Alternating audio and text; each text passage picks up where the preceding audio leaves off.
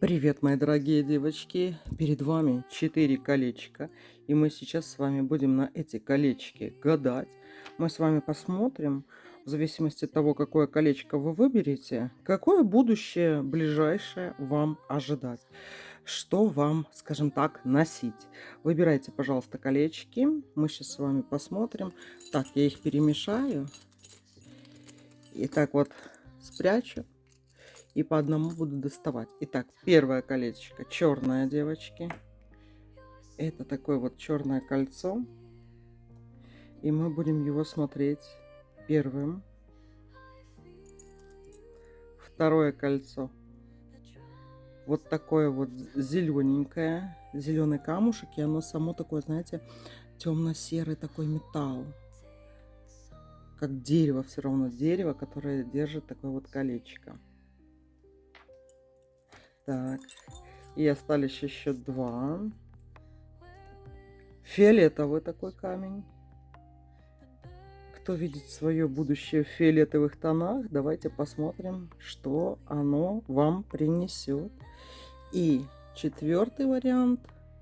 Синее, девочки. Синее кольцо, синий топаз здесь. И форма такая. Если вам нравится такая вот форма, сердечко, то загадывайте его. У нас 4 варианта, и мы сейчас будем смотреть. Ну что, еще раз возьму первое колечко, чтобы вы вот выбрали, что именно вам хочется. Второе, 3-е и 4-е. Выбирайте свое колечко. И мы посмотрим, девочки, будущее, что идет. Какое вам нравится, какое вам идет, какое бы вы одели на свой надели на свой прекрасный пальчик. Такое колечко. Первое. Второе, девочки. Но я специально вам на такой палец, чтобы вас не смущать, чтобы вы сами, вот знаете, чувствовали, какое вам больше нравится. Вот такое.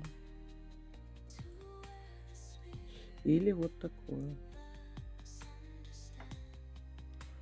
Ну что, поехали. Будем смотреть, мои дорогие. Первое, второе, 3-е и 4-е. Эти подвину пока в сторону. И сейчас мы будем смотреть на черное кольцо. Кто выбрал черное, девочки, у нас цыганское таро. И мы сейчас посмотрим будущее. Ближайшее, не ближайшее. Вот все, что будет показывать, мы будем смотреть. Итак, первое колечко. Черное. Какое ближайшее будущее у того, кто бы надел это кольцо? 4 колес. Впереди, девочки, у вас и мальчики, вот кто выбрал черное кольцо, впереди дорожки. Вы вообще смелый человек сами по себе. И вот эта вот смелость, она толкает вас вперед. Вот вы даже идете по тем дорогам, которые люди не выбирают, да, и они боятся. То есть вы как предводитель чего-то. Вот, вот вы все время в стае, скажем так, и летите первым, а потом другие люди предпочитают за вами волочиться, скажем так, идти за вами и все остальное. Очень много, что вы уже в своей жизни прошли, такие дороги, по которым никто не ходил, да, получили даже какого-то много опыта. Если вы очень молоды, то впереди вас вот как раз эти дорожки идут, по которым многие боятся ходить. А волков боятся в лес не ходить, да, никого ничего не бойтесь. Даже если вы сомневаетесь, идти ли какой-то дорожкой или не идти, вы не бойтесь, вы идите. Дело в том, что у вас вот это вот предначертано, скажем так, открывать новые пути дороги. И многие за вами идут, многие вас хвалят, вот какая вы хорошая, классная, какая вы сильная и смелая, да. А многие завидуют вам, повторяют, пытаются идти такими же дорогами, как и вы. Но у многих это не получается, и, как говорится, они съезжают раньше с пути, чем вы. Но давайте, это была такая карта-сигнификатор, 3 чаш. Впереди, вот я вам скажу так, даже вот на эту карту 3 чаш, это как показывает 3 месяца. А что в эти 3 месяца? Император идет. В ближайшее время, девочки, вас ожидает знакомство. Даже если вы ни с кем не планируете это знакомство, все равно вы познакомитесь с каким-то незнакомцем, с каким-то человеком таким статусным, даже богатым, или очень он такой, знаете, умный, какой-то начитанный человек. И вы вот прям будете впитывать какую-то информацию, как губка. То есть это встреча либо с каким-то вот учителем вашим по жизни, это встреча с каким-то незнакомцем, который привнесет в вашу жизнь новые какие-то ваши цели, вам даст новые вот эти вот цели, про которые вы даже и не думали. И знаете, благодаря чему это? Он увидит в вас вот этот потенциал, который не то, что не все видят, да никто не видит ваш на самом деле потенциал. Знаете почему? Потому что они сзади, они смотрят и дышат вам в спину. А вот этот человек, он идет с будущего, и он смотрит вам в лицо, и он видит в вас вот эти потенциалы, видит, что вы впереди других, вы вырвались, вы идете этими какими-то неизведанными дорогами, непонятными многим. И он такой: о, да, иди, давай вместе, я тебе покажу, как идти, я тебе расскажу, что тебя ждет и все остальное. То есть это очень хорошая встреча, в ближайшие вот 3 месяца вас ожидает с каким-то даже учителем. Поэтому я вам предлагаю, вот знаете, как вы увидите такого человека, которым хочется надышаться, да, с которым хочется проводить время, от которого хочется подпитаться энергетикой, от которого хочется чему-то научиться, вот максимально выжмите с него, со своего общения с этим незнакомцем много чего такого интересного. Что вас ожидает еще в ближайшее время? 5 мечей. 19-й аркан Солнца и 9 посохов. Карты еще говорят такую вещь, да. 5 мечей — это не очень удачные покупки вам идут, да. То есть, например, если вы решили покупать там ковры, автомобили, диваны, и, ну, короче, вот все такое, чем предстоит вам долго пользоваться, почем вы будете своими ножками ходить, или в чем вы будете ездить и все остальное, пока отложите это, потому что вам надо будет вот это вот решение принимать о покупке. Лучше всего, чтобы это была не импульсивная покупка, потому что вы потом будете жалеть, чтобы этим еще могли пользоваться другие, либо чтобы они, скажем так, одобряли, сказали: о, ничего себе, какая классная у тебя идея, какая хорошая там тебя ждет там покупочка или еще что-то. Когда это будет нравиться еще другим людям, это будет привлекать по 19-му старшему аркану Солнца. 9 посохов, скорее всего, это будут клиенты какие-то новые, если вы занимаетесь там бизнесом каким-то, да, услуги, продажи, неважно. То есть, если вы посоветуетесь с кем-то и многим людям понравится то, что вы покупаете, да, или хотите приобрести, это принесет вам дальше, 9 посохов, еще больше денежек, как ни странно, да. То есть, обратите внимание, если вы, допустим, вот я просто говорю, допустим, да, думаете: вот куплю-ка я себе там красный автомобиль, ну, какой-нибудь марки, Рено, допустим, да, и вы так, когда делитесь с людьми, со своими близкими, не близкими, неважно, и думаешь, как думаешь, ну, типа, покупать мне или нет, и если люди будут говорить: о, да, классная идея, ну, мне нравится цвет, или там мне нравится марка, или еще что-то, чем больше одобрения вы получите, и потом вот эти как-то вещи, они по солнцу, по карме, вот какая-то отправленная точка будет для того, чтобы у вас вот к вам тянулись люди, понимаете? Потому что по 5 мечей, если вы купите именно то, что нравится именно вам, но это отлично, например, от каких-то вкусов, ну, хотя все вкусовщина, да, но все же прислушайтесь, девочки, потому что вот эта вещь, она как будет приводить к вам новых клиентов, новых каких-то людей, про которых вы сейчас даже не задумываетесь. Понимаете? И вот, кстати, я тут вижу даже связь вот с вот этой вот открытыми путями, дорогами, которые у вас идут, да. То есть вы идете впереди там все туманно, пространно, но сзади те люди, которые за вами идут, они будут вами, грубо говоря, использованы для вашей удачи, счастья и все остального. Вот когда они сфокусируют вот этот свой опыт, свою вкусовщину, и вы благодаря вот этой вкусовщине что-то приобретете. И дело в том, что вы опять же как себе откроете какой-то путь, про который вы даже и не думали, да, и он связан с деньгами. Например, к примеру, я привела вот это красное Рено, потом понравится какому-то другому человеку, который больше за нее заплатит денежек и всегда купит вашу, например, машинку уже подержанную, допустим, да.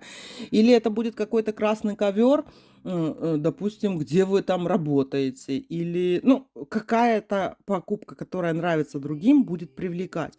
Если же все-таки вы купите по своему ощущению, дело в том, что многие не понимают вашего вкуса, они не понимают, что вы смотрите как-то далеко вперед. Вы на несколько шагов впереди. И для этих людей вот эти вот ваши покупки, они непонятны. И поэтому вот по вот этим 3 картам я могу сказать, что лучше прислушаться, чтобы это нравилось другим. Даже, может быть, в одежде, девочки, да.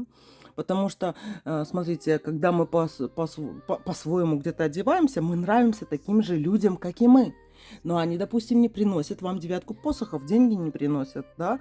А если вы, например, купите какой-нибудь, не знаю, например, там, тонкую полоску пиджак, который вам, ну, никогда не нравилось, например, вы бы никогда не купили, но вам сказали, ну да, интересная вещь, вам идет, то вы привлечете этих людей, скажем, такие же, которым нравятся вот эти пиджаки. И в важные моменты вашей жизни по 19-му старшему аркану Солнца они будут смотреть на это и понимать, что вы один из них, понимаете, и будут вам больше доверять, больше к вам идти. Вот тут так вот. Давайте еще посмотрим. Выбери кольцо и узнай будущее свое. Ты выбрала черное, и вот пошла тебе Верховная Жрица с картой Бланкой. Ну, это даже больше ведьмовской расклад, чем обычный. Верховная Жрица, которая умеет в карту Бланка переодеваться, перекрашиваться. Ты для разных людей, короче, выглядишь совершенно по-разному. Одни про тебя говорят, что, например, очень красивая, другие говорят, ну, она не очень. Одни говорят, вот она очень стильная, другие говорят, она не очень. И вот они какие-то категоричные, как будто бы свои мнения имеют, но они все время на тебя равняются. Понимаешь, вот эти вот люди за тобой идут. Верховная Жрица с картой Бланкой говорит о том, что тебе еще, скажем так, расти и расти. Сколько бы тебе лет не было, 20 или 60, неважно. Дело в том, что у тебя есть вот по этим картам еще дальше какое-то перспективное развитие. Да? То есть ты всего в своей жизни еще не добилась, и многое к тебе идет. И благодаря тому, что вот ты Верховная Жрица, но с рождения, не с рождения я здесь не скажу, но здесь как будто вот прям как клубок, как снежный ком у тебя нарастает, нарастает и нарастает сила, да. И дело в том, что вот по карте Бланка тебя вот не определила, например, какой-то определенной масти, да, это ты как человек такой, который может перевоплощаться, человек-хамелеон, но в хорошем смысле этого слова. Ты не то, что там можешь подстраиваться под кого-то, да, ты можешь менять цвет своей ауры, скажем так, вот, да, благодаря вот своему видению будущего. И ты попадаешь в точку, попадаешь в цвет, как говорится, и у тебя будет в жизни еще больше какое-то развитие, хорошее развитие, кстати. Может, даже это карьерный взлет, либо взлет в творчестве каком-то, да. Это какая-то статусность у тебя. Это карта Бланка еще может указывать, что ты переоденешь костюм, да. То есть ты можешь переодеть, ты носила, например, какую-то одну форму, скажем так, да, а потом ты перевоплощаешься, одеваешь совершенно другую форму, совершенно другую одежду и становишься, например, выше. Давай еще посмотрим, что еще в будущем тебя ждет. 5 посохов, 6 мечей, туз посохов, 6. От кого это? Король чаш. 13-й старший аркан смерти. Хоть тут и выпал король чаш, девочки, я вам так скажу. Вот это вот карты зависти здесь пошли. И я вам скажу, почем тут зависть идет. 5, 6, туз посохов, 6 чаш, да. Это зависть со стороны, скажем так, недвижимости, домов, квартиры, все остальное. Это человек, который как-то через порог все ходит туда-сюда, либо к вам заходит. Но тут такое же еще четко идет, что может быть это какой-то риэлтор, либо, вы знаете, кто-то, вот, кто может из вашего окружения продает или покупает недвижку, тоже вот что-то от недвижимости идет. Вот кто сейчас занимается в вашем окружении недвижимостью какой-то, да, оттуда и зависть. Или очень часто вхож в ваш дом, но вхож и в то же время там купи-продай, что-то такое идет. И причем мне идет явно, вот тут вот явно четко женщина идет. Но выпало еще король чаш и 13-й старший аркан. Девочки, тут я все-таки скажу, что тут может выпадать, да. Держите ухо востро, конкретно востро, и наденьте шляпу. Шляпу-невидимку, к примеру, потому что тут идет такое, может быть предательство от любимого человека, да, то есть, возможно, где-то какая-то любовница, может быть, девочки. Я не говорю прямо за всех, но такие вот карты, они говорят, что где-то крыса. Где-то возле вас какая-то гребаная, вонючая крыса, девочки. Завидная. Ну, давайте еще посмотрим, что еще ждет. 17-й, всадник чаш. Всадник колес, четверка чаш. Смотрите, а знаете, почему завидуют? Вот это что-то связано с недвижимостью. Или тот, кто очень часто вхож, вот через порог прям приходит, здоровается, быстро посидел, уходит. Ну, короче, какие-то такие телодвижения часто идут. И отсюда зависть. Потом то, что выпал вот этот со смертью девочки, вот этот расклад, мне так не хочется его трактовать, но все же он выпал, да, будьте осторожны, потому что возможно предательство, да, то есть могут подговорить вашего любимого человека. Кстати, это может быть родственник ваш, даже ваш отец может быть, да, то есть мужчина какой-то, либо это муж, либо вот кто-то такой, которого подговаривают против вас, либо подговаривает узнать что-нибудь про вас и все остальное, такое сплошь и рядом.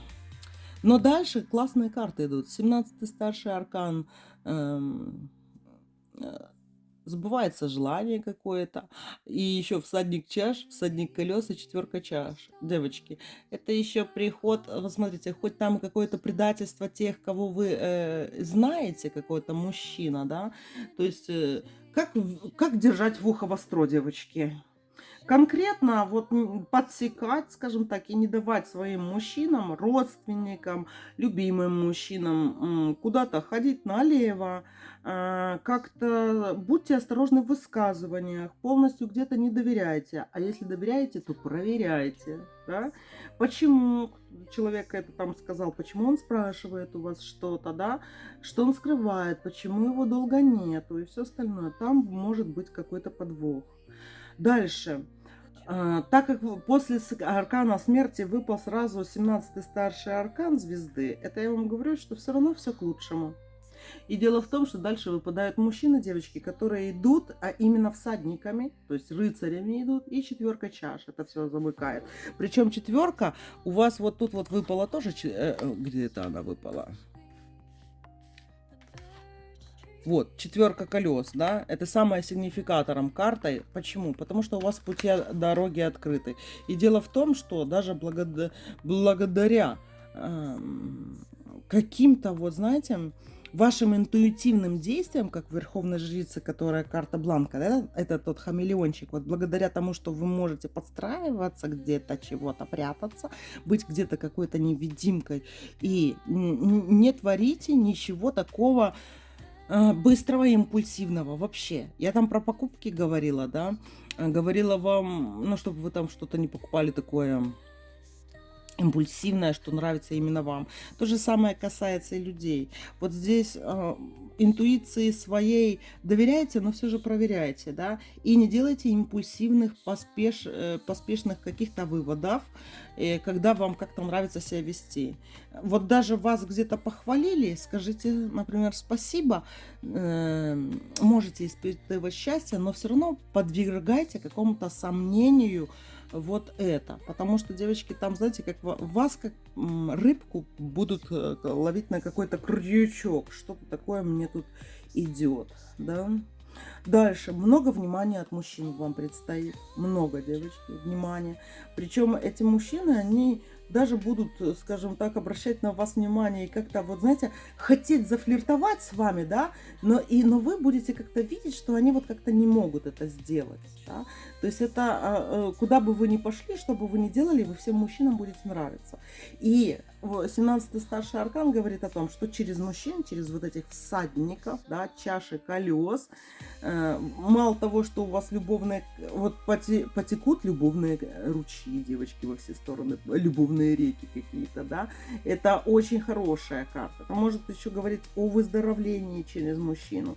То есть, знаете, некоторые мужики девушкам что делают? Хламидии подбрасывают, да, а некоторые мужчины, девочки, исполняют желания. Так вот, в ближайшее время, вот даже вот весна, лето, вот это, у вас показано здесь на 3 месяца. Вот реально на 3, да. Вот уже сейчас май подходит к концу, и на все лето вам будут подкидывать вот эти вот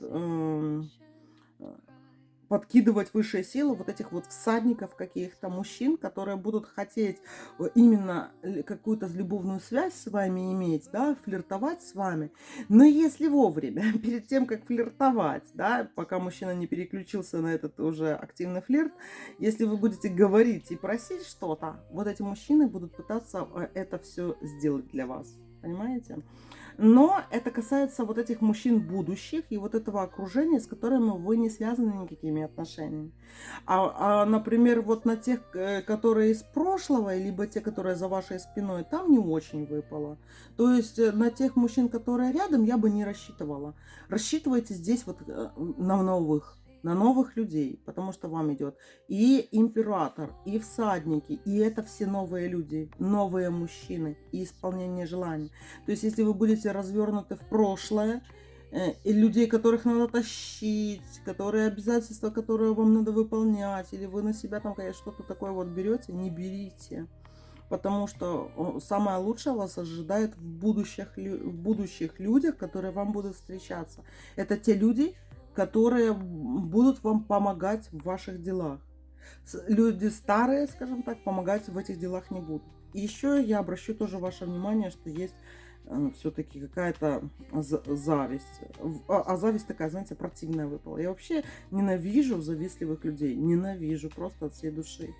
И вот есть, знаете, зависть какая-то белая. Типа, классное у тебя, например, платье. Или там, классно у тебя то-то, то-то. Я бы тоже хотела иметь такое же. Иметь такое же – это вот белая зависть.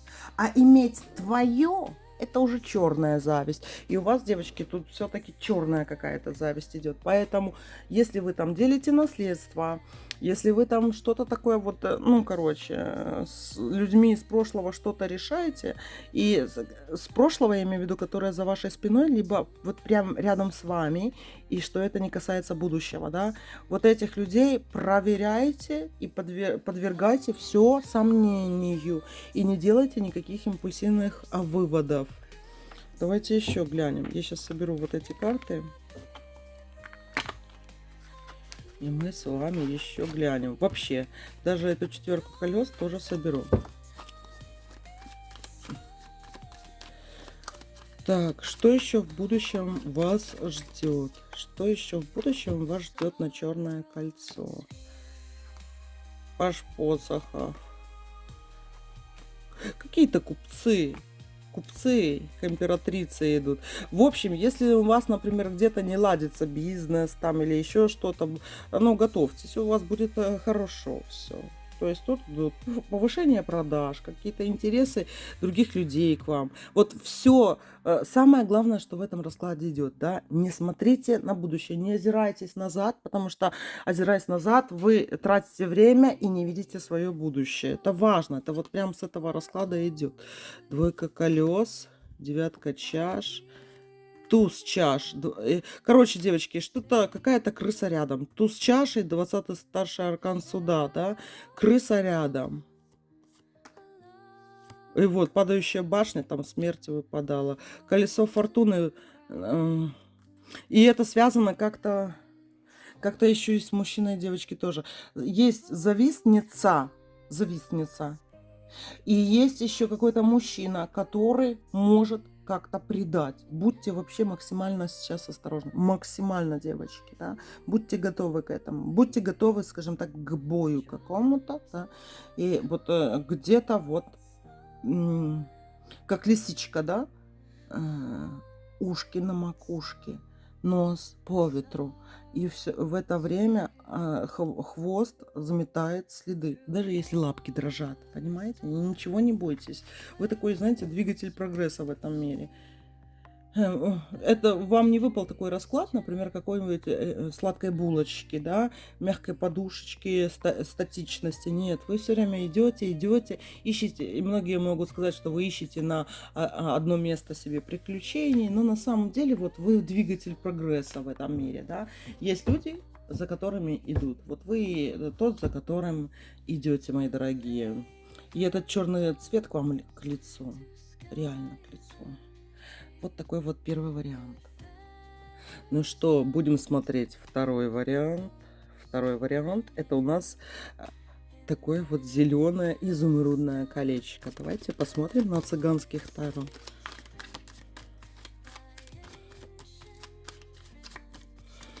Будущее на цыганском таро для зеленого кольца. Ваш сигнификатор. Кто вы? Пятерка посохов. У вас очень легкая рука. Это у вас есть склонность, даже если вы этим не занимаетесь, но есть, да, к торговле. Купи, продай. Причем вы можете практически всем заниматься, да, чуть ли там домами торговать, можете корзинками торговать, неважно чем, у вас это хорошо получается. И вот именно, знаете, вы как-то умеете, вот у вас, вы умеете преподносить вещи. Вот даже вы что-то на себе носите, и если вы где-то, вот, знаете, как говорится, в ТикТоке прорекламируете, многим людям это понравится, они вот захотят себе такое же купить. Вот у вас такое вот есть. Кстати, у меня тоже такое вот есть, да. Я, например, для своих знакомых, кому где там, то для того салона, то для ну, для кого-то чего-то, какими-то услугами или чем-то пользовалась. Потом, например, нет, не на этом канале, а вообще вот просто вот снимаю просто рандомное такое вот небольшое видео, например, говорю, вот, посмотрите, я ходила туда-то, туда-то, вот это мой отзыв. Ну, отзыв реального человека, да, не нахваливая, кстати, а вот то, что мне нравится, вот, да, я хвалю, правду говорю. И вот, и мне потом говорят, вот, там, столько-то человек захотел, и они аж дрожат, вот хотят, да. Так что, девочки, у вас тоже это есть. Вы очень, у вас хороший вкус очень. И вы как-то умеете так палочки, веточки разложить, сфоткать что-то, или снять это там видео какое-то, или, ну, короче, разложить товар как-то очень так красиво, что вот людям, ну, нравится. У вас такой изысканный, скажем так, вкус. Паш-чаш выпал. Паш-чаш тоже про вас. И колесо фортуны здесь выпало. Паш-чаш и колесо фортуны, девочки и мальчики. Я вам так скажу, о чем это говорит. У вас есть что-то ангельское. А что это такое? Вот такая, знаете, светлая доброта от вас идет. Вы добрый человек, это 100%. И вот эта вот доброта, и к ней тянутся люди. Вот как будто люди приходят к вам, и они как отдыхают рядом с вами. Конечно, может быть, и не всем вы позволяете, например, пользоваться своей добротой, своим таким вот хорошим настроением, какой-то своей душевной уютностью. Вы не даете пользоваться. Но вот кто успевает, скажем так, на вас, как ежик, погреться, да, как на солнышке ежик, то им очень, скажем так, повезло. С вами даже приятно просто молчать. Очень, и я слышу сейчас музыку какую-то, ну, она больше как-то даже классическая какая-то музыка мне идет, да. Прям сейчас я о вас говорю, и на заднем фоне как будто, знаете, музыка какая-то играет. Давайте еще посмотрим. Какое будущее вас ожидает? Шестерка посохов. 16-й старший аркан, десятка мечей. Смотрите, будьте осторожны с какими-то бумагами, с чеками, с договорами. Вот совсем таким. И если у вас есть с бумагами какие-то проблемы, стоит все привести в максимальный такой порядок, да. Или это, например, принимается решение, например, ну, не знаю, по каким-то документам. Может быть, вы куда-то подали какие-то документы, да, например, на ВНЖ какой-нибудь, ПМЖ, покупаете что-то и все остальное. Но тут идет такое, что в документах какие-то ошибки, и их надо подтереть. Вот эти вот все ошибки, что у вас не было. Ну, вы подотрете: 8 чаш, всадник колес, всадник чаш, король чаш, император, 10 чаш выпадает. Вам, смотрите, самые максимальные проблемы, которые у вас вообще могли бы быть вот за этот май, и еще впереди 3 летних месяца, или если вы в другое время гадаете, неважно, да, это вот до конца этого месяца вот максимально вот эти какие-то проблемы по документам могут быть. Но дальше у вас чистота и благодать, скажем так. То есть вот до конца этого месяца попытайтесь, чтобы у вас не было никаких проблем, ошибок в документах, да. Может быть, вы меняете фамилию, замените. Заканчивается паспорт, замените, пригодится. Там что-то покупаете, вот чтобы были хорошие чистые договора у вас, да.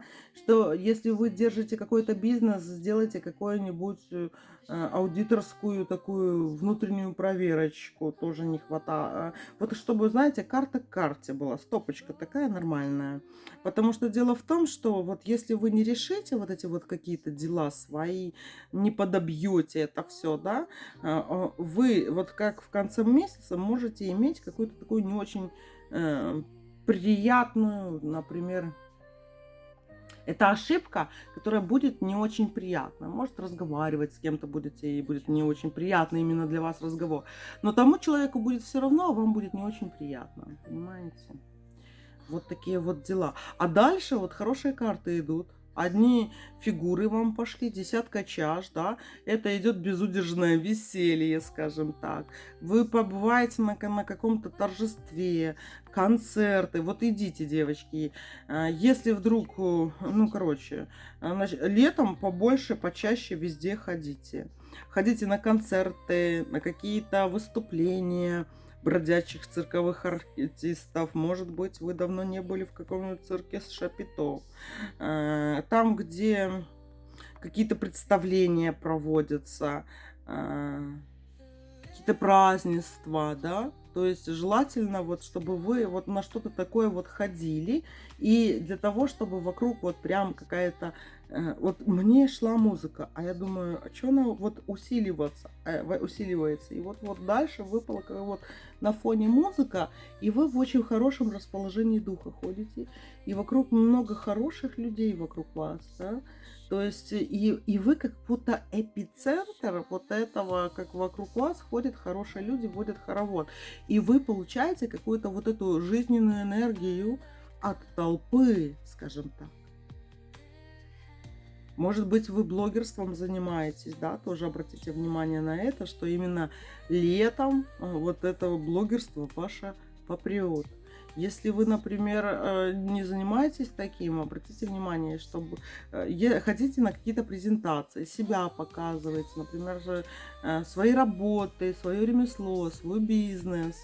Все это показываете в люди, да, и вы от этого будете черпать какую-то такую энергию, которая вот прям подпитывает вас. Вот как жажда мучила, да, а это какой-то большой стакан такой прохладной, чистой, кристальной, студеной родниковой воды, понимаете? И так приятно становится. И дело в том, что как раз-таки в толпе, под музыку вы будете в этом вот состоянии. Понимаете? Давайте я сложу вот эти карты, и мы с вами дальше посмотрим. Посмотрим с вами дальше. Что в будущем ждет в ближайшем? Что ждет в ближайшем будущем вас? 21 старший аркан мира. В этом году, девочки, ваша жизнь переменится. Э, Потому что вы, вот то, что я вам сказала, что вы на каких-то презентациях, торжествах будете, и музыка будет, да, 21 старший аркан мира говорит о том, что и вы к своему торжеству через чужие торжества придете. То есть, чем больше вы будете среди людей вот так вот на торжествах, на музыке, не на вписках, там, где, например, бухают и просто ни о чем, да, какие-то, нет, а вот именно что, какие-то тематические вечера, вечеринки, там, театры, кино тоже пойдет сюда, и где вот реально такой вот много музыки. И чем вы больше будете на это ходить, тем больше торжество какое-то вас ждет в этом году. Это торжество, девочки, выпало вам. Давайте еще посмотрим. Много кто из вас, девочки, 100% выйдет замуж. А что с ним? Знаете, за кого? Мужчина, который продает что-то. Нет, я не говорю, что он продавец чего-то. 12-й старший аркан выпал и тройка посохов. Это избавление от чего-то. Он, вот, знаете, когда вы с ним будете, после того, как он продаст какую-то недвижимость, машину, переезд какой-то у него будет, развод какой-то, да. То есть, смотрите, вам идет мужчина, девочки. Если кто-то будет выходить в этом году замуж, знайте, что мужчина что-то сделал для этого. И, возможно, смотрите, у него появилось много денег, вы заметите. Знаете, что, возможно, он какой-нибудь бабкин дом продал где-то, и эти деньги могут закончиться. То есть у мужчины как будто от чего-то избавиться, у него будут эти денежки, и он будет показывать вам не совсем то, кем он является, да, но хотел бы. И дело в том, что вот он будет настроен на то, чтобы быстро жениться. И, кстати, и вы можете попасться на это. Но я не говорю, что он хреново. Нет, девочки, хороший мужчина. Но только вот карты говорят, что он сначала избавляется от чего-то, а потом с вами. И вот кто хочет, девочки, в этом году, вот именно за мужчину, который от чего-то избавился, можете выходить замуж. Многие из вас и выйдут. Дай бог, девочки. Хочу вас всех поженить, чтобы мы на мужчин уже не гадали, гадали на что-нибудь другое. Так, давайте посмотрим. Императрица выпала. Четверка посохов. Колесница. Насчет дорог, девочки, у вас по вашему говорю, зеленому кольцу все двери открыты. У вас открыты пути дорожки. Если, например, в первом черном кольце были любовные дорожки открыты, да, и предводительство, то у вас открыты именно денежные дорожки. Очень много денег вы можете заработать именно в этом 25-м году. Он ваш этот год. Как скажем так, да, но если вы будете трудолюбивы, будете долбить свое дело, зарабатывать, да, стремиться. Вот как, например, заработать много денег именно в вашем варианте. Знаете как? Когда вы занимаетесь своим делом, и вот такое какое-то, как будто кофе попили, такое трудолюбие, я делаю, там это все, и хорошее такое настроение. И фишка в том, что вот это всегда будет вот прям с бешеными деньгами связано. Если вы через пень-колоду, скажем так, каким-то делом занимаетесь, и вот с трудом тянете какую-то колыгу, скажем так, да, телегу и все остальное, оно будет так вот со скрипом денежки приносить. Поэтому задумайтесь, чем вы занимаетесь. Вам надо заниматься максимум... Вот для того, чтобы по вот этому вашему варианту быть супер богатыми, а у вас тут идут открытые денежные каналы.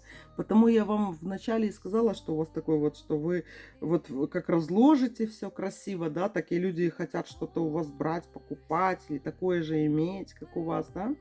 То есть у вас и творчество, и творческие идеи идут. И обратите внимание, что вам идут и денежки. Особенно в этом 25-м году. Но мне кажется, что тут будет еще и 26-й.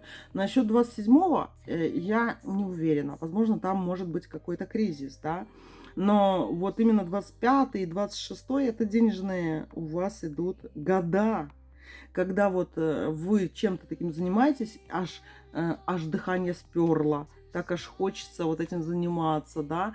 И даже если вы не будете особо думать об деньгах, а вот о том, что это должно быть вообще божественно красиво что-то, да. Вот как ювелир придумали, вот, например, свою какую-нибудь ювелирочку, колечко, там кулончик или серьги, или там набор придумали. И вдруг вот сидите, корпите его, вытачиваете, все остальное, и вам так этим нравится заниматься.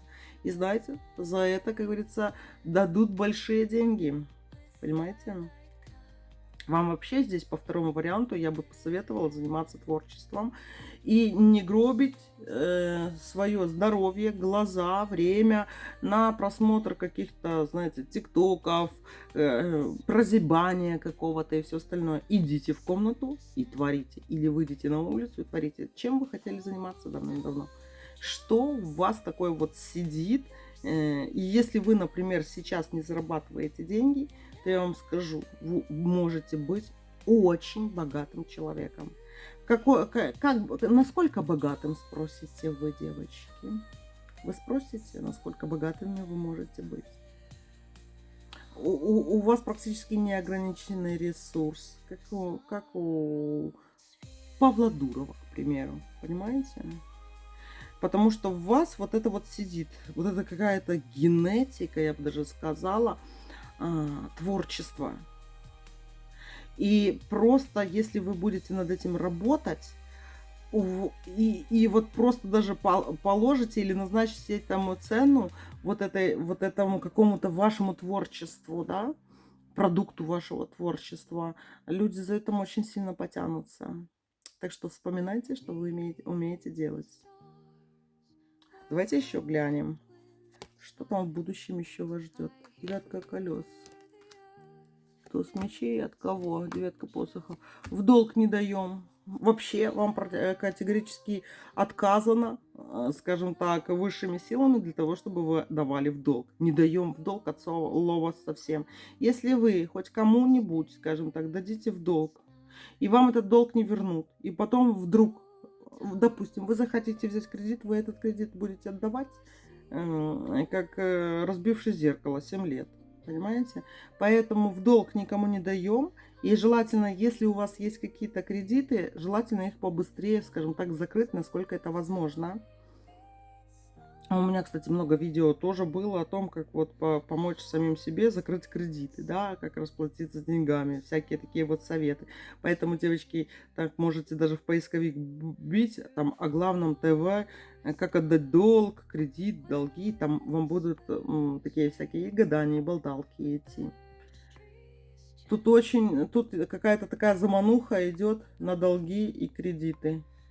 То есть, хоть у вас и супер денежный канал работает, вы можете сами себе подсыпать эту ложку сушеного, вонючего, скажем так, дегтя. Хотя я деготь люблю, но тут в другом.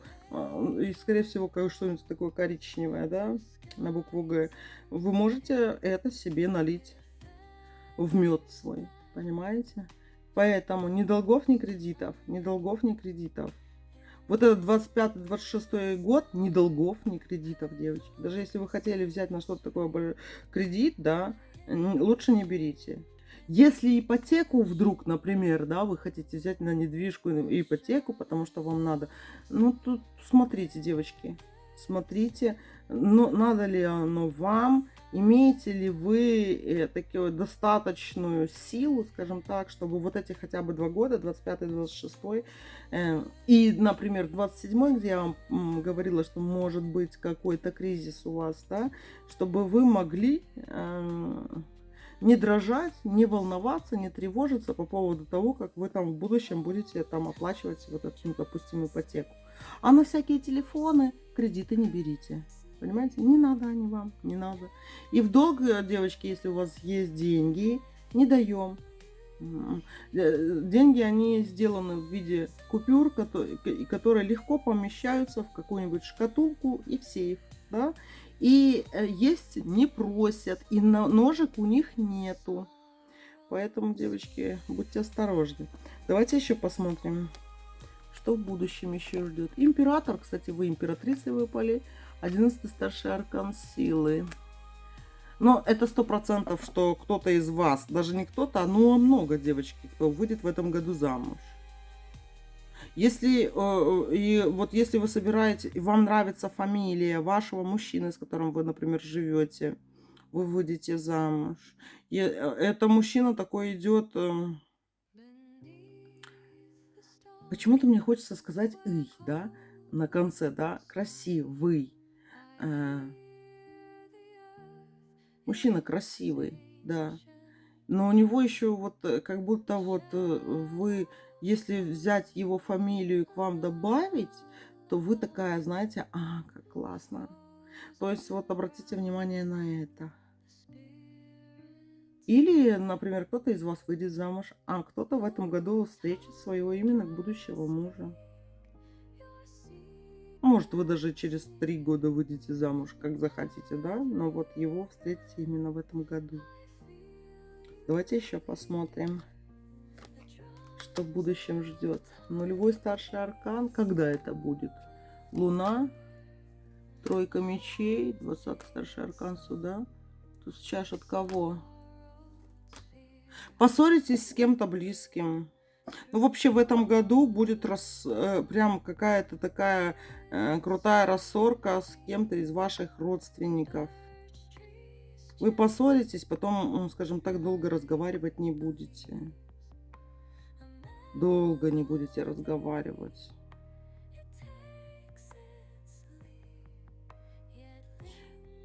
И идет мне почему-то письма какие-то. Вот именно письма.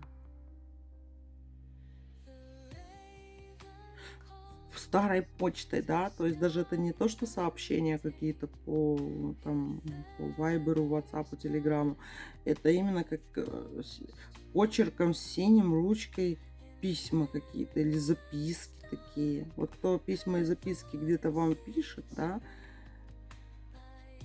ручка шариковая, синяя, вижу, и листок, девочки, такой желтоватый какой-то вижу. Не знаю почему, но это может быть из будущего такое идет. Или уже этот человек пишет, вот вы как-то, знаете, поссоритесь надолго. А знаете почему? Потому что этот человек от вас устал. Не то, что вы плохой человек, а просто этот человек устал. У него вот жизненных сил как-то маловато, да, и там гори все пропадом. И вот как-то себялюбие какое-то, да, и вот вы как-то не угодите по линии нарцисса. То есть вот как-то вы недолюбили нарцисса, понимаете?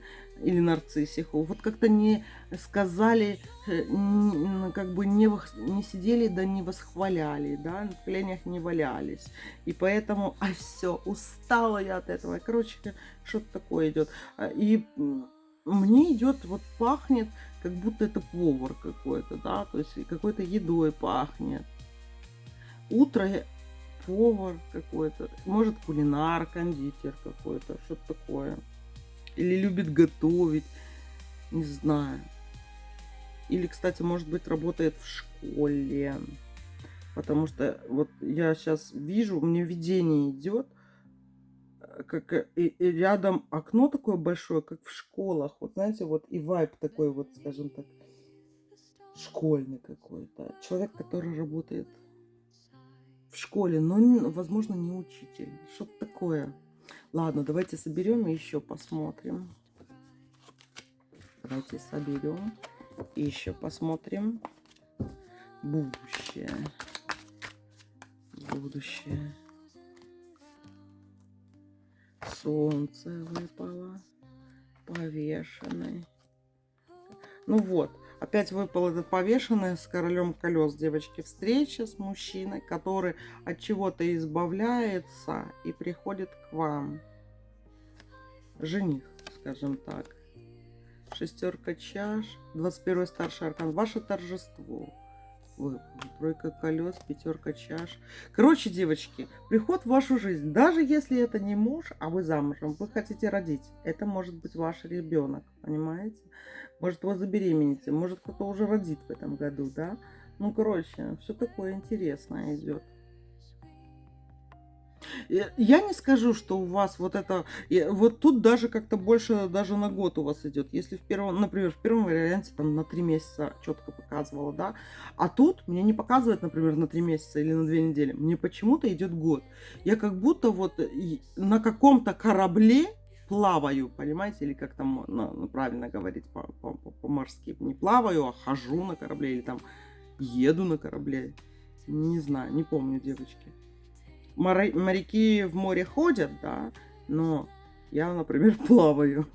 Так вот, и море тут какое-то идет, корабли мне идут какие-то, солнце очень яркое, солнце и синяя вода идет, или небо синее с морем каким-то, какие-то просторы идут, торжество, очень какие-то у вас такие, знаете, события не такие не маленькие, а крупные. И я не скажу, что все будет прям так хорошо и гладко, девочки. Мечи все-таки вам тоже тут выпадали. Они к чему? А к тому, что плохие моменты будут, неприятные, скажем так. Какие-то такие вот люди, с которыми вы вроде бы и хотели бы ладить, да, но оно как-то само не ладится.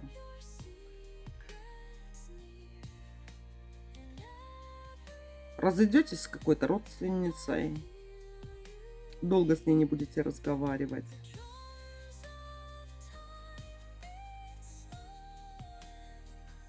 Странный немножко у вас расклад, знаете, в чем? Что вот кажется такой чистый человек вы как-то молоды душой. Может, вам и так мало годочков, да, но у вас еще очень какая-то молодая душа.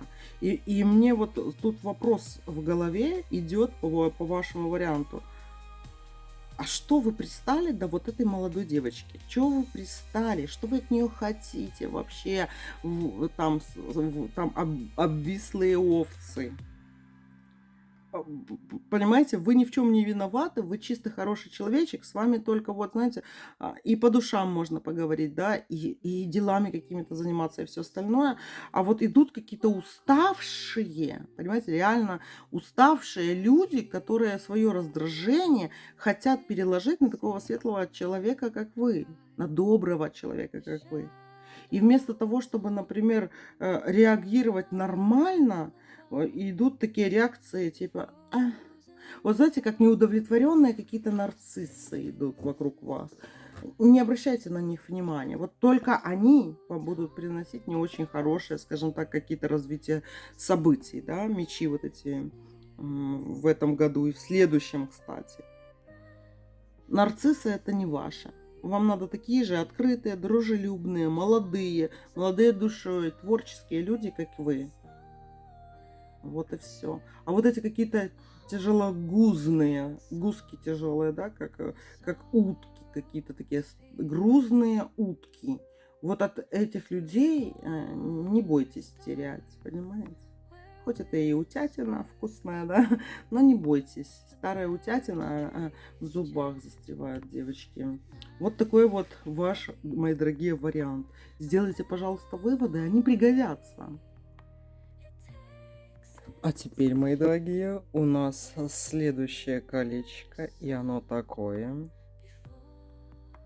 Это, девочки, такой вот камушек фиолетового цвета. Я не буду говорить, какой он, потому что, знаете, ходят споры про то, александрит, кто-то говорит аметист. Ну, в общем, это такое вот старинное кольцо, как вы видите.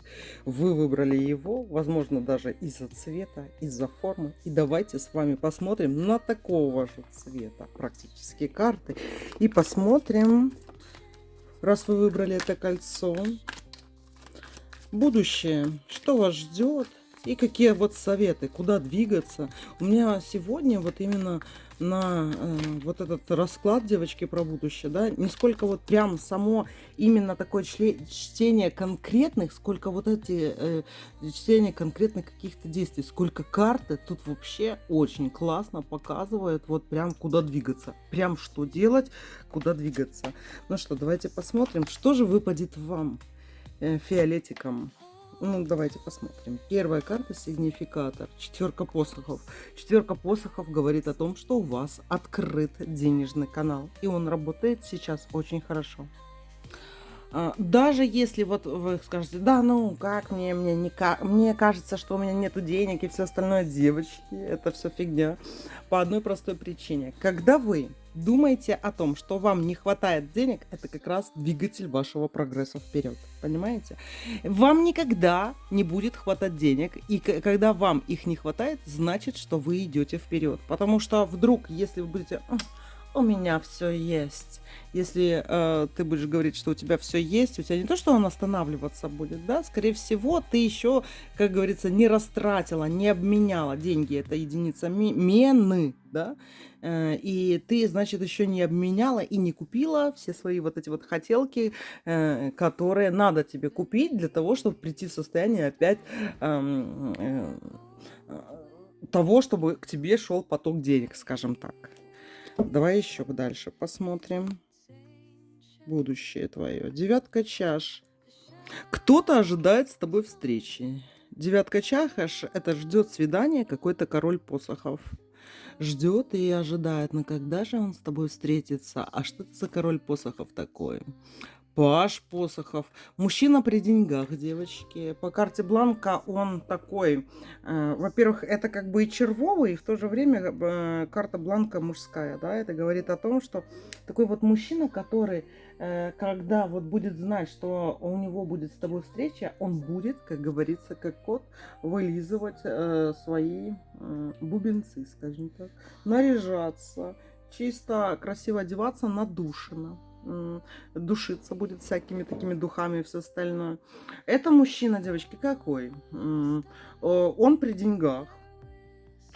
Он либо из вашего статуса, либо вот просто мужчина, у которого есть деньги, который он уже, у него такая энергия идет, как будто он уже заработал, да, и в то же время он уже по накатанной какой-то идет. То есть это не тот, который, как знаете, Супермен с кулаком вперед летит через небеса. Это мужчина уже состоявшийся, скажем так. Мужчина, который не беспокоится о том, откуда ему взять деньги, да, то есть они к нему очень как-то хорошо идут. Паж посохов и карта Бланка говорит о том, что он хочет вам понравиться. И он еще будет выбирать, скажем так, да, к вашей предстоящей встрече, что ему одеть. То есть либо откроет шкаф, или, девочки, будет какие-то, знаете, мне почему-то кажется, что у него есть на нем какая-то ювелирка, да, то есть он выбирает как будто часы, браслеты, вот выбор какой-то есть, и он будет их выбирать для того, чтобы вот пойти с вами на какую-то встречу, на какое-то свидание. И такой интересный мужчина,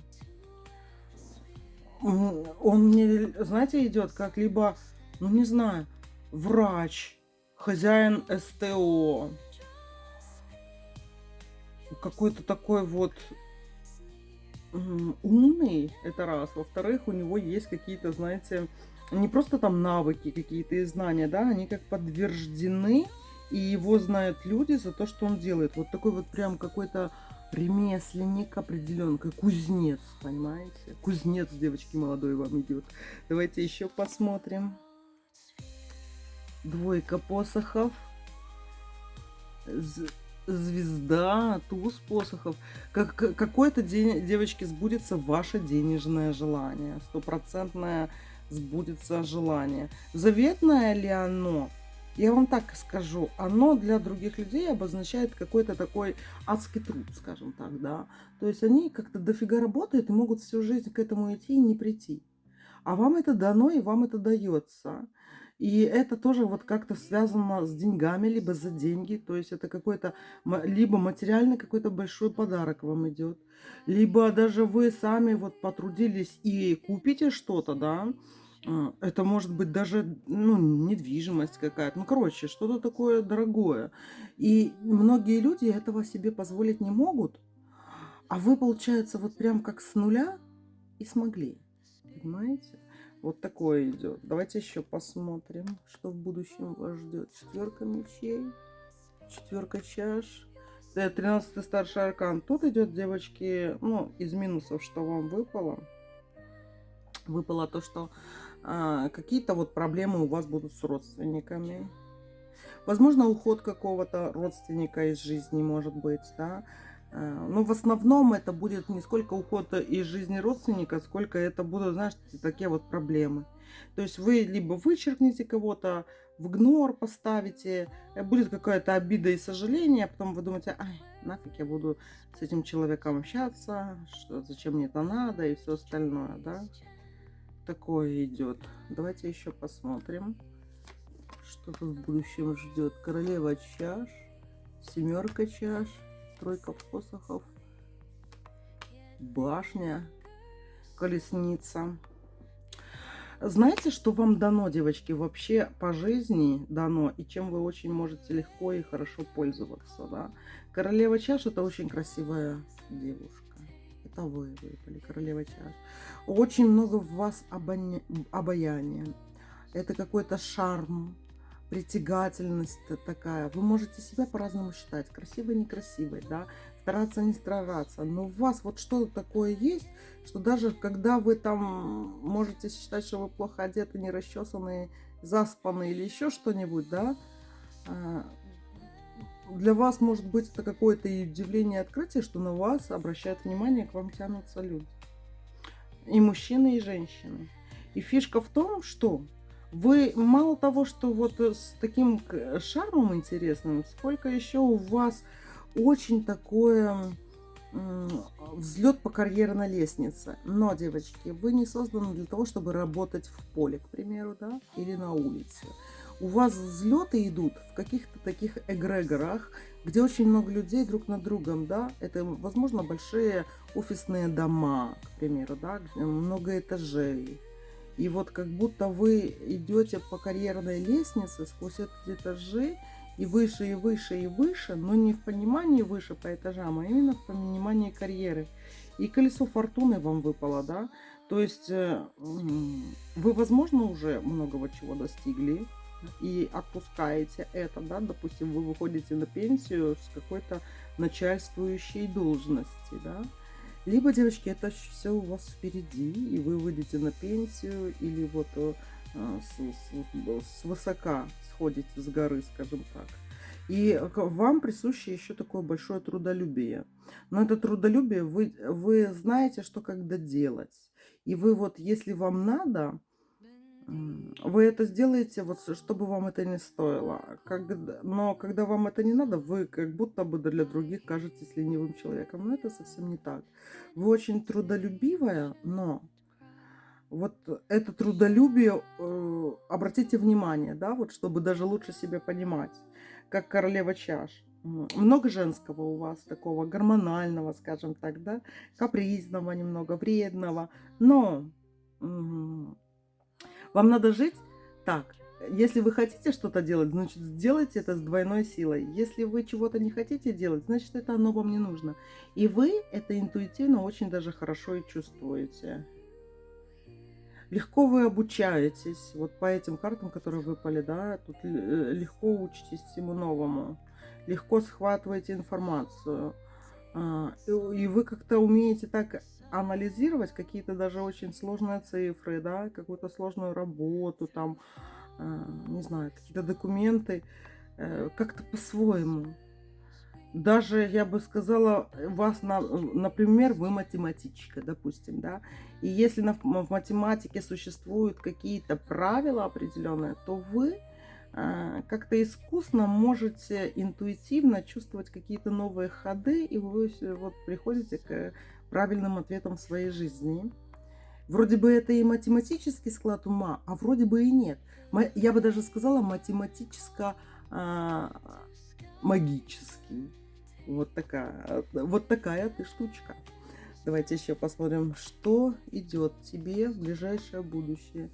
Деньги, дьявол, королева колес, двойка мечей. Девочки, есть какая-то женщина, скажем так, она пытается быть женщиной, но у нее не получается. Я про что?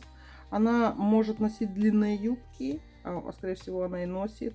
Какие-нибудь, знаете, такие грубые сандали, длинные юбки. Вот сейчас лето, это будет показательно. Для вас вы это увидите. И двойка мечей — это именно то, что, вот знаете, зависть. Я там уже как-то, или сегодня, да, в раскладе уже где-то попадалась. И вообще про зависть хочу еще много что поснимать. И дело в том, что тут черная зависть именно, не белая, а черная. То есть я хочу иметь то, что имеешь именно ты. И тут, девочки, превалирует именно темный цвет.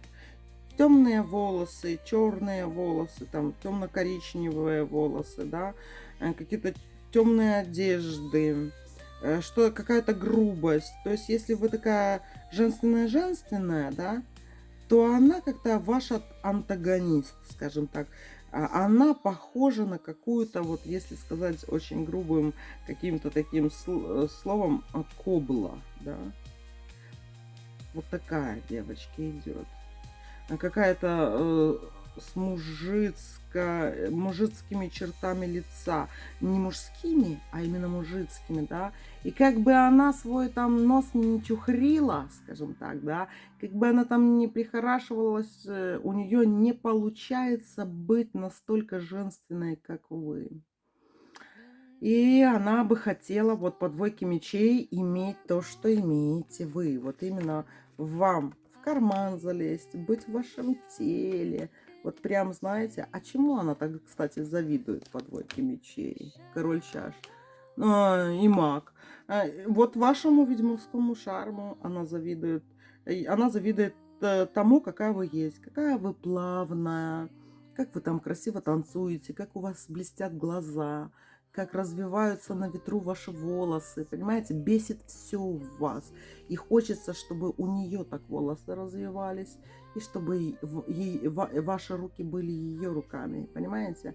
Черная, вонючая подритузная зависть, скажем так. И знаете, что ее больше триггерит, да? Красивые мужчины рядом с вами, такие вот, возьмите кого-нибудь, девочки, даже если вы сейчас ни с кем не в паре, да, пройдитесь с каким-нибудь, или там заведите такое хорошее знакомство с каким-нибудь красивым мужчиной. Ну, неважно, вы можете не строить с ним отношения, но вот, и вы прямо увидите, вылезет эта тварь на поверхность. Как ее утилизировать, кстати? А она сама себя утилизирует. Нулевой старший аркан дурака. Ничего ей никогда не светит, ничего не будет. Сучок уже отсох, обрубленный сучок. Понимаете? И лесники на него помочились, скажем так. Знаете, видели, когда сухостой лежит, да, и вот люди где-то работают, что-то рубят лес, дровосеки, да, или гоняют волков, и вот надо по маленькому отойти. И выбирается именно ее кустик. Вот и все. Давайте еще посмотрим. О, влюбленные идут, двойка колес, восьмерка мечей. Пара, девочки, идет у вас. Смотрите, к вам не то, что тянутся там разные мужчины, да, вы нравитесь особенным мужчинам. И вот эти особенные мужчины, они тоже с каким-то шармом таким идут. И вот знаете, кого-то мучает вопрос, почему не я? Почему не я? Короче, смотрите, я, например, считаю, ну, мой голос это мой голос. Я его, знаете, сама для себя не слышу. Но мне, например, многие говорят, что у меня, например, сексуальный голос, да. Так вот, девочки, у меня есть даже завистники, которые просто завидуют моему голосу. Два, я знаю, завистника.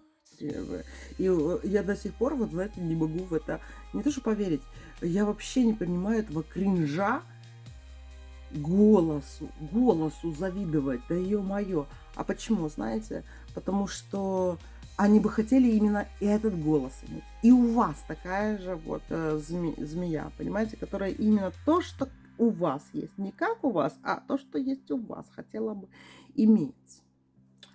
Давайте еще посмотрим здесь. А какой-то отверженный, девочки, идет. Вы какого-то маменького сынка отвергли. Или как-то на него вообще не смотрите, да. И вот этот какой-то такой, знаете, подленький нарциссик. Подленький маменькая на радость подленькая такая. Ущербок какой-то есть. Если вот там, я говорила постарше немного про мужчину, тут идет какой-то моложе вас. Ущербыш. Противный такой. С каким-то таким женским тоже завистливым мышлением таких вот, знаете. И как-то вы либо отшили его, или даже отошьете, девочки, или как-то на него не обратите внимания, и вот он аж скривится, а вот сразу морда будет перекошена.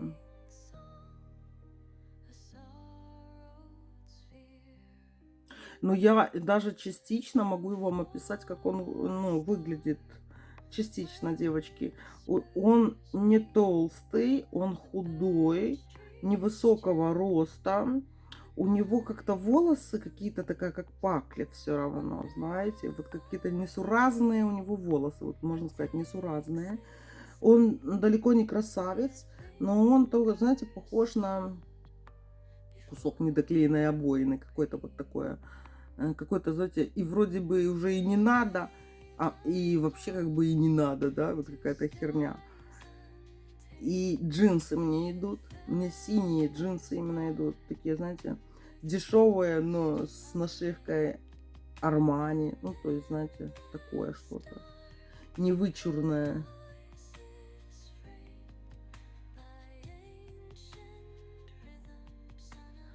И вижу пальцы еще такие с ногтями, круглыми ногтями. Но я вижу вот что на кончиках этих пальцев мне идет тоже странная какая-то энергетика. Знаете чего? Что любит какую-то запрещенку, скажем так, да? Типа в интиме какую-то запрещенку. А вы для него в глазах, вот как, знаете, как статуя Венеры Милосской, да? Он не понимает, почему другие восхищаются тем, что есть у вас, потому что у него более низменные наклонности, и он видит другое. Он не видит вас, как, например, как статую Венеры Милосской. Наклонности дурные идут. И идет и Валя. Валя, девочки, идет. Валя. Может, смотрите, когда я вижу так вот эти слова, я немного Валей, может быть.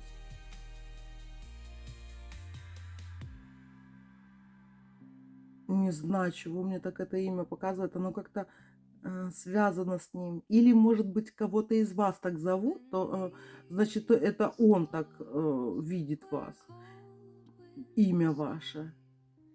Потому что я на него вот так вот смотрю сбоку, да, уши у него еще не нормальные уши.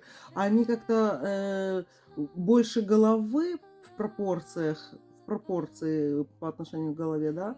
Или у них такие ушные раковины какие-то такие большие, что ли, широкие.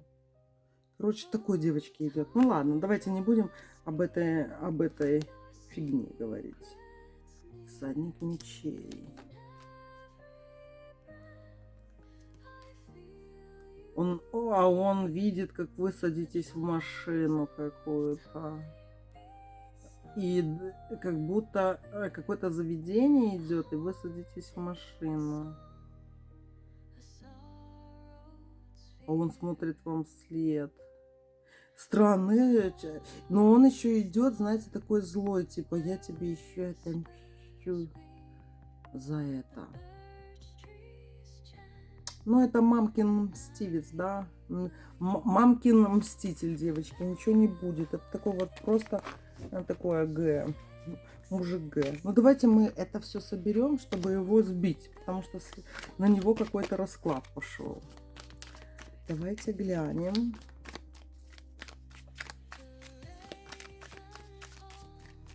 Какое еще будущее идет вам? Какое вам будущее идет? Император идет. Он позже идет. Это Где-то, когда жарко будет, середина лета, вот такая вот идет. Мне, знаете, как-то ярко все идет. Колесница.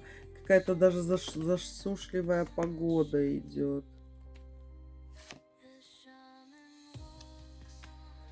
Короче, девочки, будете вы с каким-то императором, вот вас будет такой один момент интересный. Перекресток. И на этом перекрестке вы с каким-то императором, как идете или встретились, да, какое-то пересечение. Но на этом перекрестке не только вы будете. Будет еще вот эта вот ушная каракатица какая-то. Почему-то как будет на вас смотреть или узнает об этом. Но ничего не будет, ничего не сделает, ничего не скажет.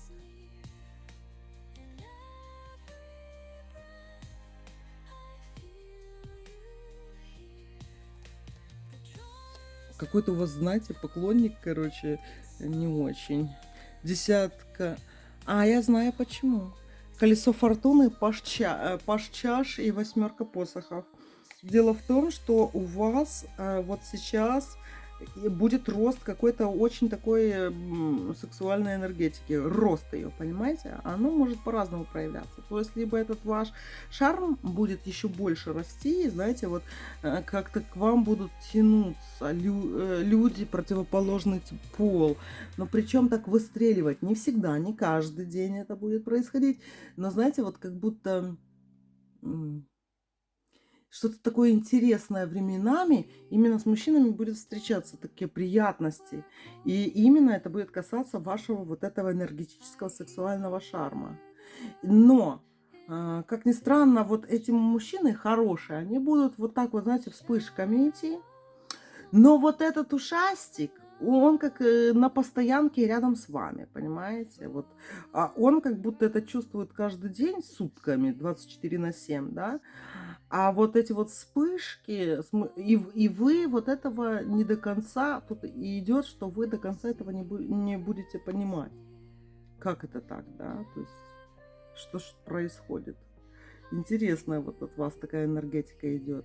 А еще знаете, что я вижу? Что вы как кровь сдаете. Вы сдаете кровь на анализы.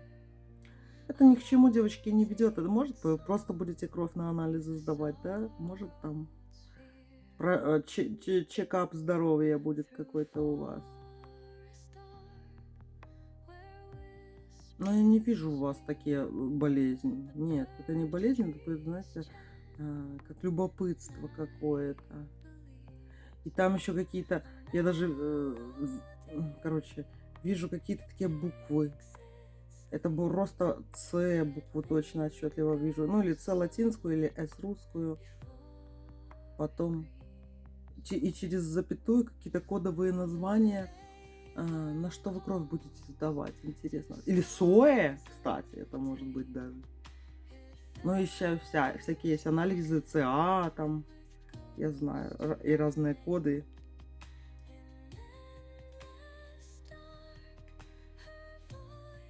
Давайте еще глянем. Мне идут видения на вас. Ну, может, это еще, знаете, от чего? Потому что, когда я, девочки, смотрю, да, в 1:20 ночи, а у меня обычно вот это самое такое продуктивное мое время. Ладно, давайте дальше посмотрим ваше будущее.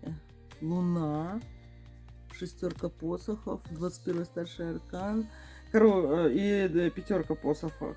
Короче, девочки, у вас будет обострение этих дежавю, плюс еще экстрасенсорных способностей, обострение. Вы прям иногда будете офигевать от своих каких-то способностей. Реально, будут волосы дыбом вставать, девочки, на макухе у вас от самих себя.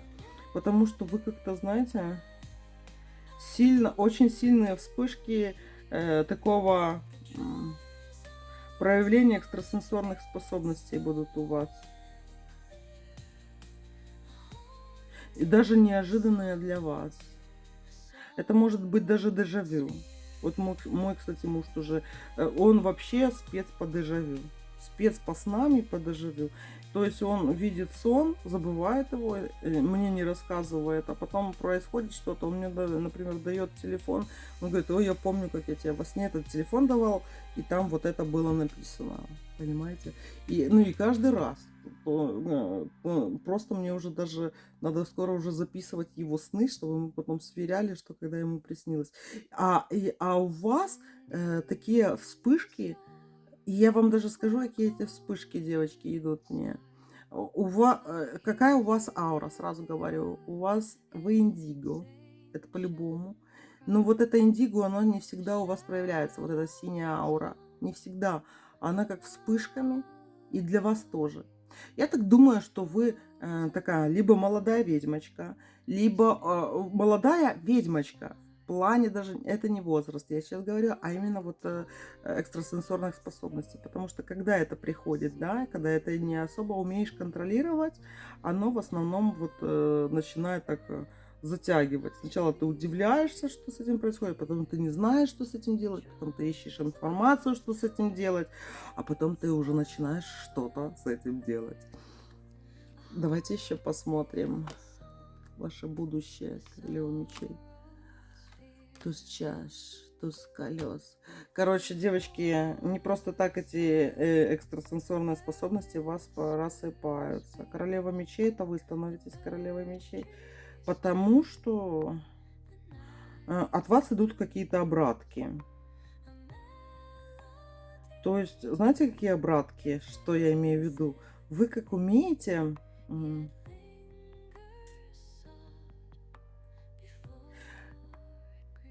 Вот прям каждый месяц, я могу сказать, да. Даже вот до конца этого года, 25-го, каждый месяц, девочки, какая-то обратка кому-то будет идти от вас. И это как-то будет сопряжено с этими, возможно, вашими видениями или вспышками экстрасенсорики. Такой сильной, да, синей магии, синих людей, детей индиго. Интересно. Давайте еще посмотрим, может еще что будет. Солнце. Шестерка колес, верховная жрица. Все, девочки, короче, у вас вспышки экстрасенсорики будут. И где-то, я не знаю точно, потому что это сейчас сложно уловить.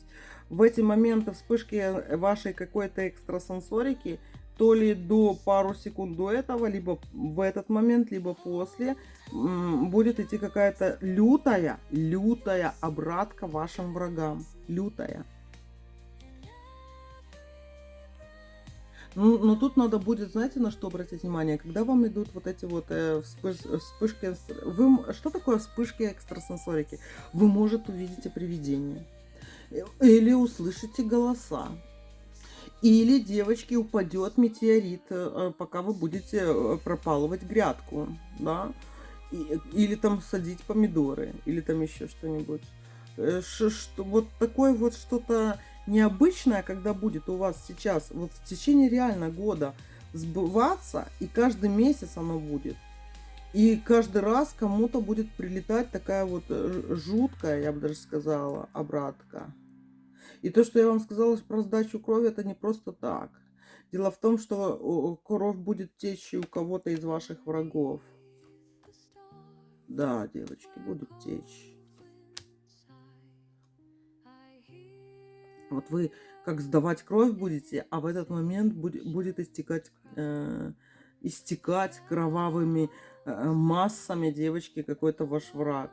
То есть тут до такого доходит у вас. Какое-то возмездие постоянное, понимаете? А от кого оно идет? Десятка колес. От заговоров ваших, а от магии вашей.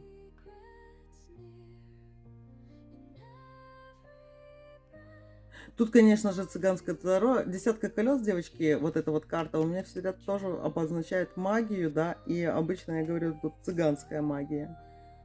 А тут маг выпали вы. От вашей магии. Какой-то новый уровень, девочки, вы выходите на новый уровень магии, мои дорогие. Ладно, давайте еще глянем. Вы так интересно мне выпадаете сейчас. Просто даже очень интересно. Давайте глянем. Ваше будущее. Семерка чаш, девятка колес, 20-й аркан суда, всадника мечей. Птичка в клетке. Но не в клетке, а как будто вы как шапкой какого-то воробья накрыли. Мужчина, девочки. Тоже наказание идет какому-то мужчине. Маховик крутится какой-то.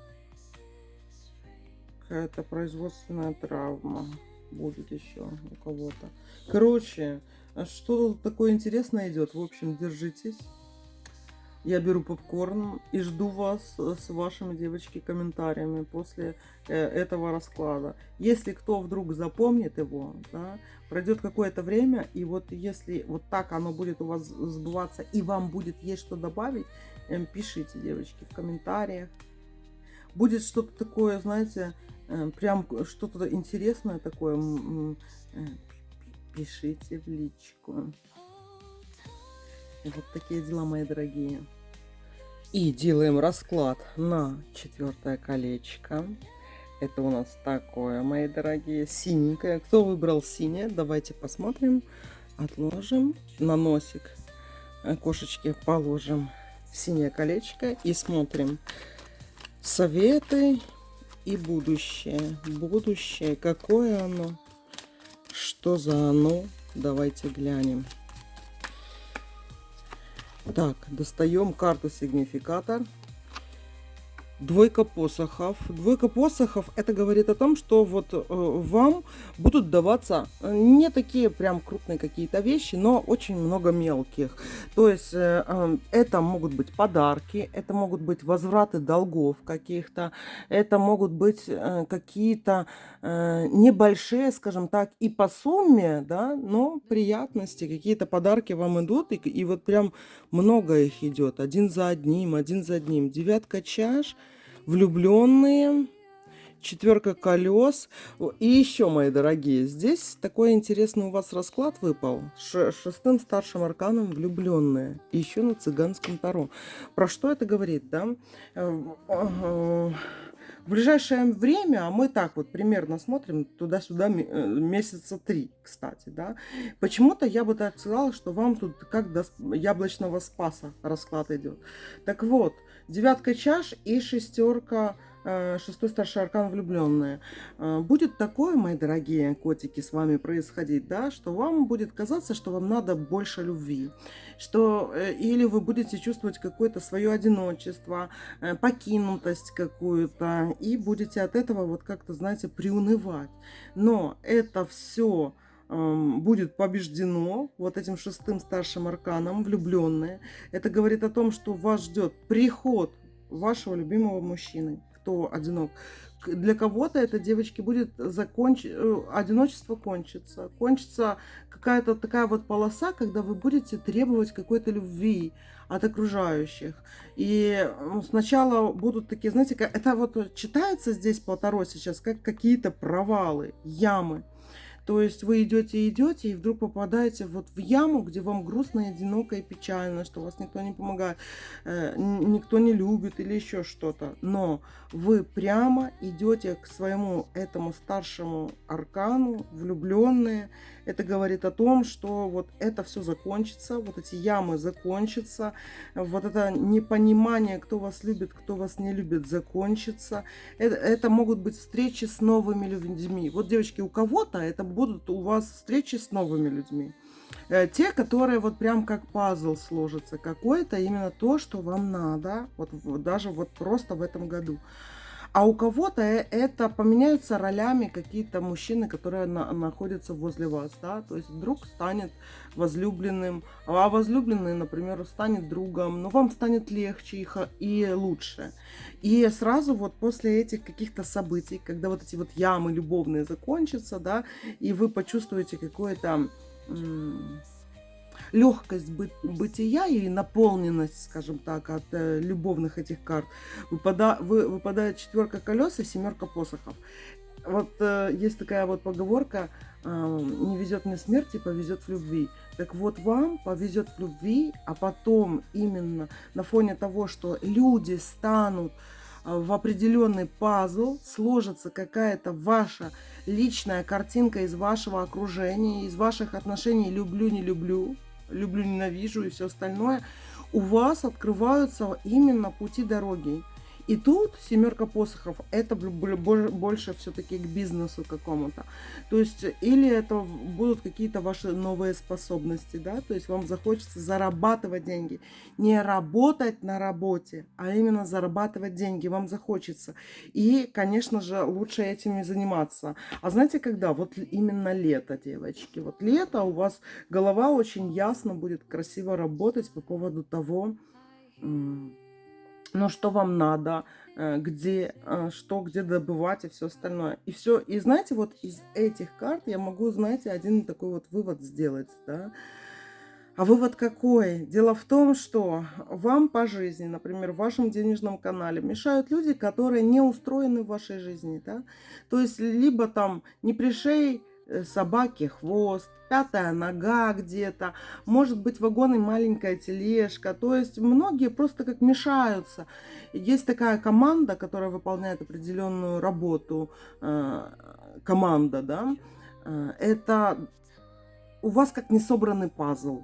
Нету командности сейчас, нету рядом вот людей.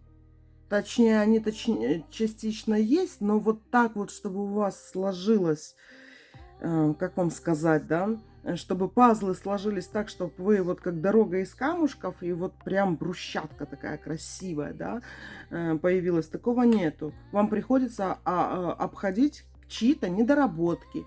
Кто-то ленится, кто-то вам не помогает, кто-то вот сидит, чешет одно место. А есть такие еще, как и у меня, да, есть такие вот друзья, которые просят какую-то определенную помощь у тебя, а ты с ними договариваешься там какую-то услугу за услугу, и потом они тебя где-то вот, они уже не могут, они заняты или еще 5-10. Ну, и у вас такие тоже есть. Это люди, которые, знаете, слабые, которые не то что вас не тянут, они еще и под ногами вашими мельтешат, и об которых вы можете споткнуться. Поэтому сейчас будет все становиться на места. Но так как это старший аркан выпал, я не скажу, что это будет легко, что это будет без эксцессов каких-то, да. Это, девочки, не будет просто. То есть, возможно, где-то вы вот из-за 9 чаш, вот этой, которая выпала, возможно, где-то разочаруетесь в ком-то, поплачете, будет как-то грустно, да. Но вот даже через эти слезки, через какие-то такие грустные мысли, у вас все в голове станет по полочкам. И эти люди, которые вас окружают, они тоже станут по вашим полочкам, понимаете? И после этого у вас как руки освободятся, ноги развяжутся, чтобы заниматься какими-то своими делами для себя любимой, для даже какого-то бизнеса своего, для своего, даже не то, что вот бизнеса, для дела своего, понимаете? Давайте еще посмотрим. Ближайшее будущее, умеренность, туз мечей, 5 колес, 10 чаш. Знаете, кто вам мешает вообще развиваться? Какие-то ваши очень близкие люди. Это такие, как, знаете, сестра-брат, двоюродная сестра, двоюродный брат. Ну, короче, ну вот кто-то из вашего прям очень близкого такого окружения, да, и именно родня. А знаете почему? Туз мечей с 14-м старшим арканом не хотят, чтобы вы вылазили, не хотят, чтобы вы были выше их самих, не хотят выглядеть хреново на вашем фоне, понимаете? И поэтому люди вот думают, ну да, у нее есть какой-то потенциал, но если она разовьется, я на фоне ее буду выглядеть бледной молью. И потому вот эти вот ваши... Это ревность какая-то, знаете, ревность к успешности какой-то, ревность к хорошей жизни. Ну, типа, сиди тихо под корягой и не кричи. Вот, девочки, кто вас окружает. Есть такие, и с такими надо, скажем так, минимизировать общение вообще, насколько это возможно. Давайте еще посмотрим, какие еще советы. Семерка мечей. Верховный жрец, колесница. Еще одна спотыка тут выпала. Вот семерка мечей, вот ваша удача, туз чаш, верховный жрец, да, выпадает. Вот это вот удачная очень карта. И семерка мечей. То есть как будто вот прям, ай, не надо, не лезь ты туда, не делай этого, того не делай, лучше дома сиди, никуда не езди, никуда не ходи, понимаете?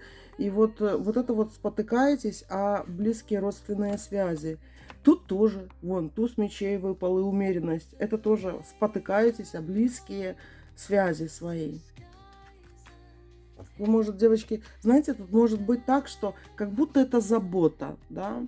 А вот обратите внимание, вот я даже знаю целый район людей, которые вот в свое время, где-то в 90-х, настроили очень такие большие красивые дома, да, люди начали зарабатывать деньги, как-то чего-то добиваться, и вот выросло, и дошло до 30 лет практически, вот то поколение новое их детей. И мы как-то шли по этому району, смотрели на дома с человеком, который там проживает, да, и он так и говорил, что вот в этом доме охранник в магазине, хотя родители это, вот это, такая-то. Ну, то есть, знаете, дети вообще ничего не добиваются. И возле таких вот старых, но дорогих домов, да, стоят уже такие машины не очень. Вот, к примеру, моей такой вот знакомой, которую я тоже лично знаю, как-то родители давным-давно, когда они зарабатывали, купили новую красивую машину черную. Ну, такое, знаете, ну ладно, не буду говорить марку, да. И она у нее была, когда мы еще учились в университете. Это было 20 лет назад. И что вы думаете? Как-то недавно проезжала по той улице и смотрю, стоит тот же автомобиль, перекрашенный уже и все остальное. То есть, понимаете, вот когда они могли позволить ей купить, они позволили и купили. А она никак не развивалась и все остальное. Вот все-таки... Вот вам, да, тоже вот какая-то гиперопека не нужна. Вот вам как мешают люди из вашего окружения, которые вот привыкли на вас как-то вот влиять, да, и чтобы вам, и им было тихо и спокойно, и чтобы вам тихо и спокойно, куда ты типа рвешься. И вот эти вот мечи, которые здесь выпали, да, они, если честно, девочки, это реально как подножки. Подножки, где вы просто падаете, встаете. Подножки. Там такие вот мечи, семерка мечей, туз мечей. Это такие, ну, не очень, не то, что не очень хорошие, это хреновые карты на самом деле выпадают. Вот эти вот подножки такие, чтобы ты не выползла, не подняла голову, понимаешь? Хотя это иногда называется гиперопекой, заботой, да. Типа сиди, куда ты будешь... Добьешься ли ты того, к чему ты идешь на самом деле. И вот это в ближайшее время вот ты будешь проходить такое. Ну, давайте еще, девочки мои дорогие, посмотрим. Мне вот это знакомо, девочки. Вот этот расклад, да, ты его начинаешь понимать вот к 40 годам, скажем так, да. И подсчитываешь там какие-то, кто был прав, а кто был неправ. И в результате я скажу, что когда человек думает своей головой, когда он идет к своим целям, да, сам, да, даже вопреки своим каким-то родственникам, друзьям и все остальное, он многого добивается и не жалеет в 40 лет ни о чем. А потом вот эти упущенные возможности прям как какой-то корзиной собираешь, если слушаешь кого-то. Ну что, давайте дальше посмотрим. Сигнификатор еще какой на ваше будущее. Девочки, вам хотят, карты так аж прям кричат, найди свое дело. Ты займись своим делом, займись своим делом. Вот, а свое дело это то, к чему у вас лежит душа, чем вы давно хотели заниматься или занимаетесь, да. И это ваше дело. Не слушайте никого, кто говорит, что вам надо быть, например, бухгалтером, а вы хотите быть пианистом. Понимаете? Будьте пианистом, а не бухгалтером. Давайте еще посмотрим, что в ближайшее будущее ждет. Двойка мечей. Опять подножка и опять на солнце. То есть, как только вы, вот я смотрю, тут уже третья, да, третий расклад, он говорит о том, что как только вы пытаетесь голову выше поднять, сразу вот сверху вам говорят пригнись. Понимаете? Не хотят, чтобы ваша жизнь была лучше. А фишка в том, что вы очень многого такого достойны. Чего-то большого, девочки. Вы же не маленькая. Вы не маленькая девочка, которая нуждается в супер опеке, и вы не птица из золотой клетки. Нет, вы птица Феникс. Вы сами с золотыми крыльями. И вы как лебедь в курятнике. Вот и все. И от этого вот все ваши такие проблемы идут. Лебедь в курятнике. Помните, это даже, по-моему, про серую шейку сказка. Это сказка про гадкого утенка, про лебедя красивого белого, который всю жизнь в курятнике, и все его чмырили, скажем так. Это про вас. Шестерка мечей, король мечей, королева мечей. 21 старший, паш посохов, паш мечей. И смотрите, к вашей силе вы выпали, во-первых, таким интересным ни одним арканом, ни одной картой. Вы выпали таким, знаете, треугольником. Во-первых, у вас есть какие-то очень сильные способности. Талант. Вот у вас выпал какой-то талант. Причем он просто гениальный, этот талант. И который просто лежит на полке, понимаете, ваш талант. Вы вообще им не пользуетесь. А вот все какие-то такие грустные мысли, депрессники и, знаете, всякое может быть, СДВГ и там всякие такие диагнозы, которые сейчас современные психологи ставят практически все, да, это все от того, что от нереализованности вашей. Вы не реализованы. Причем, знаете, всякие, вот я скажу так, очень много бесталанных людей, которые из шкуры вон лезут, по головам идут и примерно чего-то добиваются, но все равно их как-то хейтят, хаят и все остальное. А вы талант. Вы выпадаете таким, знаете, треугольником старших арканов. Я бы сказала так, 6, 21, а 11. Влюбленная, мир и сила. Это вы. Влюбленная, мир и сила. Вы выпали старшими такими арканами. В мечах. Представляете? Не дайте, пожалуйста, свою прекрасную рукопись сжечь, скажем так. И вот это, да, это вот вам расклад, он, да, можно сказать, на эти 3 ближайших месяца говорит о том, что вас будут вот просто окунать, понимаете? Окунать в чан с какой-то массой, которая не ваша, понимаете? С той массой людей, которая не ваша. Давайте еще посмотрим. А что про ваше дело говорится? Двойка мечей. Туз колес. Оно очень денежное, но получается есть завистники, опять двойка мечей, опять подножка. Что не хотят, чтобы вы были богатыми, не хотят, чтобы тут, скорее всего, недвижимость еще какая-то идет, да, что вы можете себе жилье какое-то купить. Да, точно, это я 100% вам говорю, туз колес и 11 старший аркан. Вы идете вот к своей вилле, девочки, вилла. Да, это даже не квартира, это что-то такое большое, дом. И вот кто-то это чувствует и не хочет, чтобы чтобы у вас это было. Вот что, девочки, самое главное в этом раскладе. Давайте еще посмотрим. Луна, паш колес, двойка колес. Вы это все равно возьмете. Вот, скажем так, 15-й старший аркан дьявола. Он выпадает, вы через это все равно пройдете. Вы можете, девочки, это проходить год, можете 5 лет проходить вот эти арканы, да, но все зависит от того, насколько вы быстро среагируете на свое окружение. И если вы Вычлените этих людей, которые вам мешают, не будете их слушать, идти своим путем по наитию, да. И да, это будет где-то обидно и больно, и это будет как-то даже страшно для психики вашей, но вы все равно к этому придете, вы к этому придете. Но у кого-то это будет 5 лет из-за того, что вы будете сомневаться, а у кого-то очень быстро все произойдет, и вы будете пожинать свои плоды, причем очень красивые и классные. А Луна, а вот эта Луна, 18-й старший аркан, дай-ка я посмотрю к чему-то. Луна, она показывает, смотри, ты королева колес выпала, королева посохов и четверка посохов. То есть над тобой, вот как навесной этот потолок, да, над тобой вот не тучка висит, а мешок денег. Но все вокруг говорят, что над тобой тучка, а это твой мешок денег. А он на тебя, как говорится, упадет, ты его славишь, когда ты поднимешь руки вверх, да, воспользуешься своим даром, и вот это вот все получишь.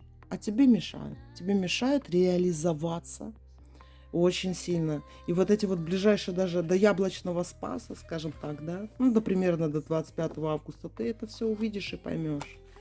И, девочки, я вам так скажу, мне настолько близок тоже ваш вариант, да, что я думаю, что вот я когда тоже выбираю варианты, когда вот вам погадаю, я потом жду, когда я забуду, чтобы я могла вот выбрать, да, и не помня, какие карты выпадали. И я перегадываю сама. И вот тоже такие себе отметки делаю в тех вариантах, которые я почему-то думаю, что я их выберу. Ну что, давайте еще глянем, что у вас там такого интересного. Что еще интересного? Тут сейчас все вы получите. Вообще, по факту, у вас должна быть счастливая жизнь. И опять подножка, шестерка мечей. Рядом близкие какие-то, девятка мечей, которые вам мешают. Вам мешают реализоваться кто-то из вашего близкого окружения. И вот проработкой этого всего я вам советую сейчас заняться, да.